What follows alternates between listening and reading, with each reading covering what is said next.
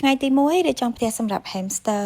ខ្ញុំបានកំងឲ្យបានពីចិនណាបងប្អូនទាំងអស់គ្នាចានិយាយទៅសម្រាប់ការកំងនេះបថុយបន្តានដែរដោយសារតែអត់ដឹងថាអីវ៉ាដែលយើងកំងហ្នឹងវាដូចអ្វីដែលយើងស្រឡាញ់អត់ទេដោយសារតែខ្ញុំចង់ចិញ្ចឹម hamster ចឹងណាចឹងទៅខ្ញុំបានឆែកមើលដើម្បីកំងឲ្យបានខ្លួនឯងហើយឥឡូវនេះបានមកដល់ហើយកំពុងតែរៀបចំដំឡើងផ្ទះសម្រាប់ hamster ហើយខ្ញុំមានកម្រងថាខ្ញុំចង់ចិញ្ចឹម hamster 2ចឹងណាសម្រាប់ផ្ទះនេះស្អាតណាស់បងប្អូនគេមកមួយ set របស់គេតែម្ដងណានៅក្នុង set របស់គេហ្នឹងមានកូនផ្ទះមានចដាឡើងមានជាមួយនឹងម៉ាស៊ីនហាត់ប្រាណហើយមានជាមួយនឹងកែវដាក់ទឹកមានជាមួយនឹងចានដាក់ចំណី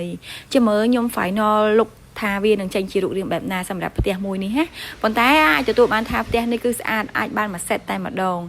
ហើយនេះបងប្អូនទាំងអស់គ្នាសម្រាប់កូនផ្ទះនេះពិបាកដឡើងជាងគេដោយសារតែវារៀងមានកលឹះច្រើនអញ្ចឹងណាហើយវារៀងរឹងតតែដៃកូនប្រុសបានអាចដឡើងបាន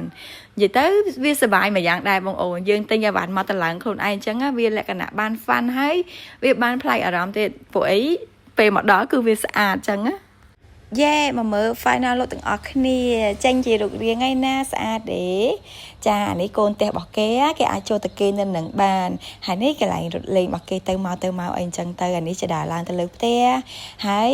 មានជាមួយនឹងម៉ាស៊ីនហាត់ប្រាណមានជាមួយនឹងចានចំណីហើយមានជាមួយនឹងធុងដាក់ទឹកនិយាយទៅស្អាតបងប្អូនទាំងអស់គ្នា